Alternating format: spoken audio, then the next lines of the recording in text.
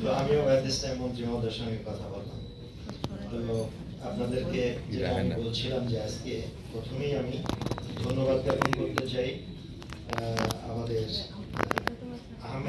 জনাব আহমেদ বোরহান গবেষক হিসাবে, যিনি 3টা বিভাগের 8টি জেলা 73টি উপজেলার তথ্যপত্রের বিশ্লেষণধর্মী বিস্তারিত এবং তথ্যবহুল একটা সময় উপযোগী, সর্বোপরি সহজবোধ্য এবং সাবলীলভাবে উনি যে বিষয়টি উপস্থাপন করেছেন, এজন্য ওনাকে আমি আমার পক্ষ থেকে ধন্যবাদ জ্ঞাপন করছি।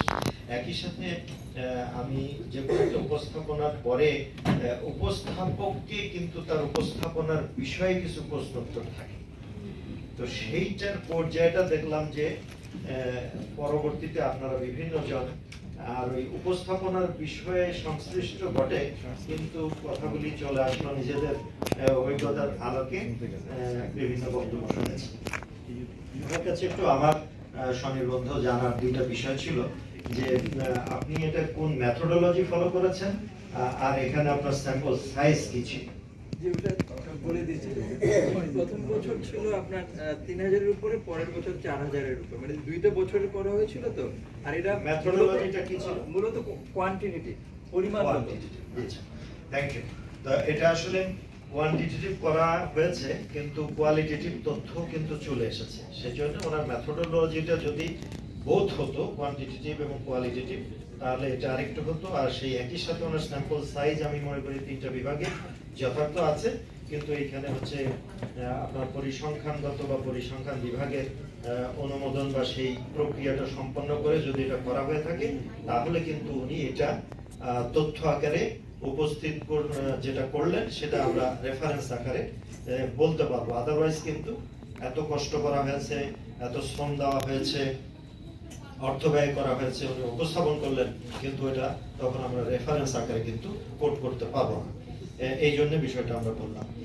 এখন আমরা আসি, বেশ কিছু তথ্য উপাত্ত পরিবেশিত হয়েছে এবং সামাজিক নিরাপত্তা বিষয়। আপনারা জানেন যে এই সামাজিক নিরাপত্তার ক্ষেত্রে আজকে টোটাল বাজেট হচ্ছে 7,97,000 কোটি টাকা। বাংলাদেশের প্রথম বাজেট কত ছিল জানেন? 7.5 কোটি যখন মানুষ ছিল বলা হতো 786 কোটি টাকা, 100 কোটি। এখন হাজার তো দূরে থাক, লক্ষ কোটি টাকায় বাজেট। মানুষ বেড়েছে 7 কোটি থেকে 17 কোটি। বিষয়গুলি কিন্তু আমাদেরকে ওই আনুপাতিক হারে সব দিক দিয়ে চিন্তা করতে হবে। একটা বিষয়, গতবারের বাজেটের তুলনায় এইটা আমাদের সমগ্র বাজেটের ছিল 16.58%, এবার সেটা 17.01%। তাহলে বেড়েছে। তাহলে সামাজিক খাতে যে বাজেটটা এবার হয়েছে, সেই বাজেটটাও জিডিপির প্রায় 2.5%।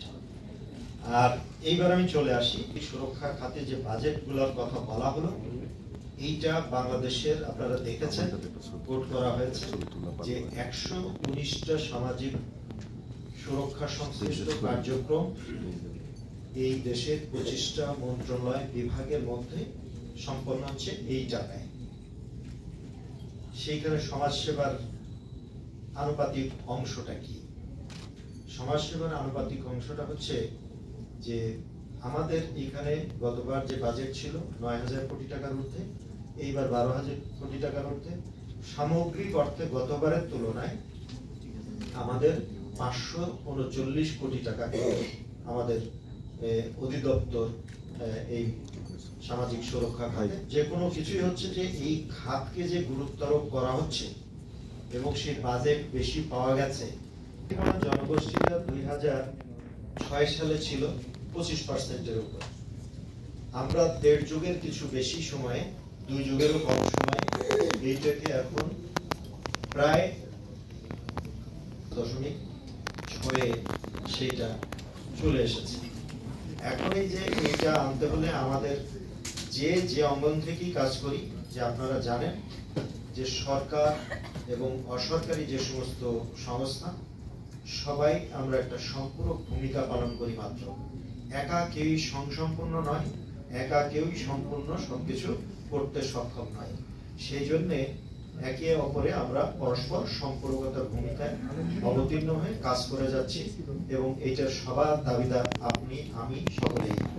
অর্থাৎ আমরা আমাদের সকলের প্রচেষ্টার ফলই কিন্তু এই 25 থেকে আজকে 5.6 অবনমিত হয়েছে। এইটার সাথে আমি যদি আপনারা জানেন যে প্রতিবন্ধী ব্যক্তি যখন আমরা তাদের বিষয়গুলি দেখি 11 ধরনের প্রতিবন্ধিতা আছে এবং যে কোনো প্রতিবন্ধিতার মধ্যে না পড়ে তার জন্য একটা ঘর রাখা আছে 12।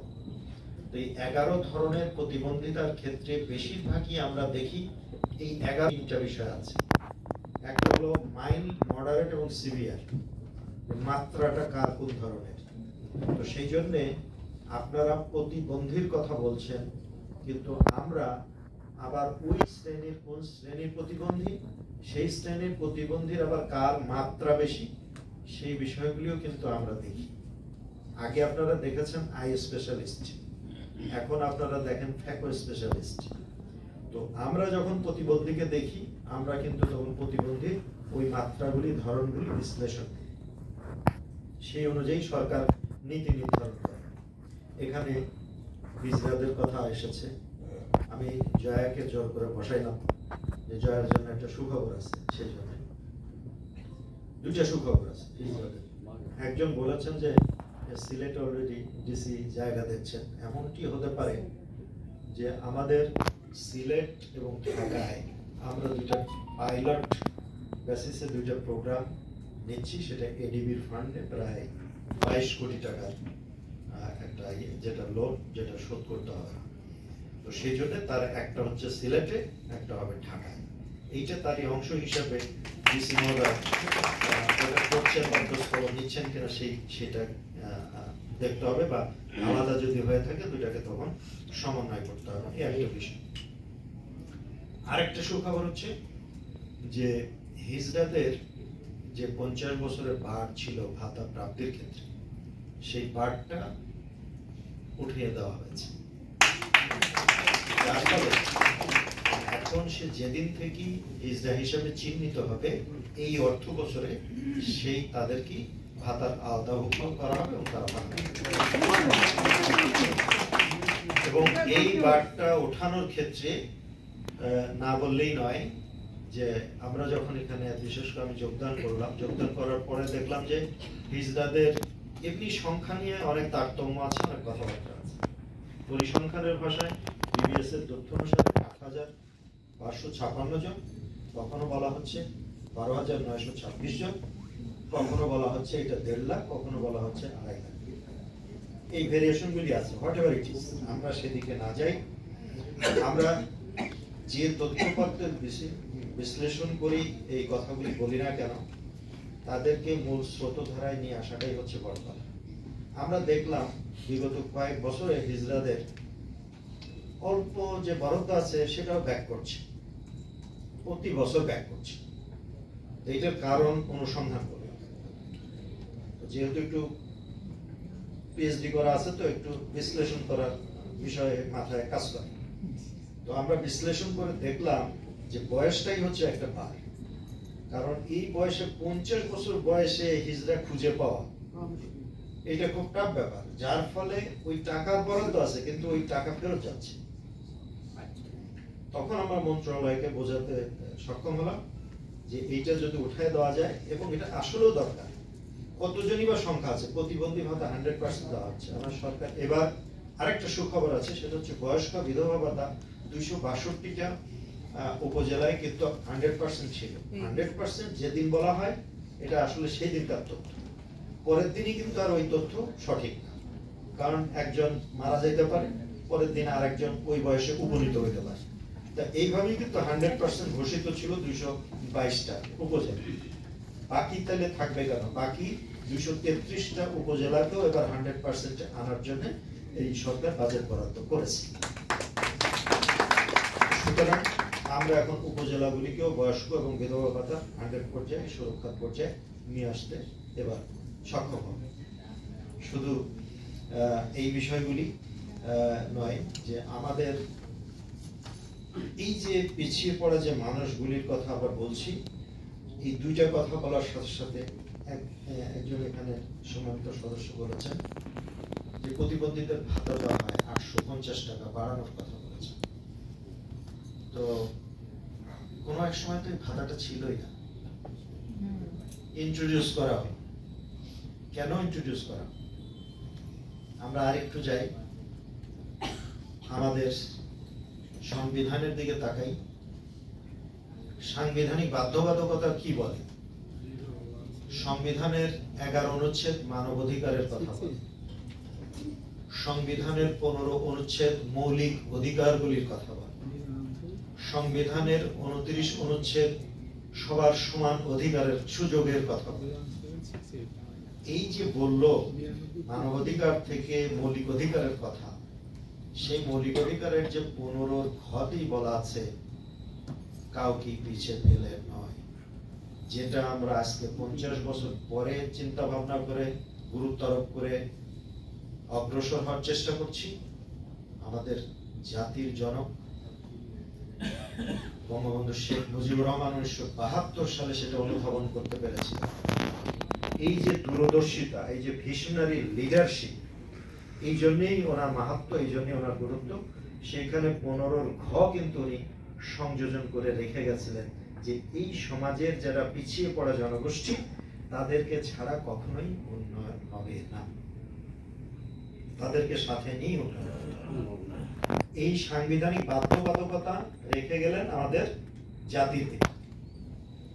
তার সুযোগ্য কন্যা প্রধানমন্ত্রী হয়ে সেই সাংবিধানিক বাধ্যবাধকতাটাকে বাস্তবে রূপায়িত করার জন্য ক্ষমতায় আসার পরে 96-97 সালের থেকে এই ভাতাগুলি প্রচলিত হওয়ার পর থেকে আস্তে আস্তে প্রত্যেক বাড়ি বাড়ছে। কিভাবে বাড়ছে? ভাড়াটা 2 ভাবে বেতন। 850 টাকা বলেছেন, এটা শুরু হয়েছিল কত দিয়ে বলতে পারবেন? 200 দিয়ে, 300 দিয়ে। তাহলে বাড়ছে একদিক দিয়ে, বাড়ে নাই যে এটা তাই না। আচ্ছা, একটা হলো 850 টাকা। আগে পেত কতজন, এখন কতজন পাচ্ছে?